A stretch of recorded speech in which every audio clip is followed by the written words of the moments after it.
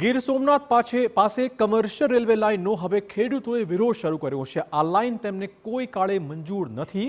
ખાસ કરીને ખેડૂતો દ્વારા વિરોધ થઈ રહ્યો છે, જે માટે સૂત્રાપાડાના ઝાલા વડોદરા ખાતે 30થી વધુ ગામના ખેડૂતોની બેઠક મળી ગઈ, જેમાં આગામી દિવસોમાં રેલવે લાઇનના આગામી સમયગાળામાં વિરોધ કાર્યક્રમ મુદ્દે ચર્ચાઓ થઈ હતી। વેરાવળ, સૂત્રાપાડા અને કોડીનારના ગ્રામ્ય વિસ્તારમાંથી નીકળતા સંભવિત કમર્શિયલ રેલવે લાઇન મામલે 2016થી જ ખેડૂતો વિરોધ કરી રહ્યા છે।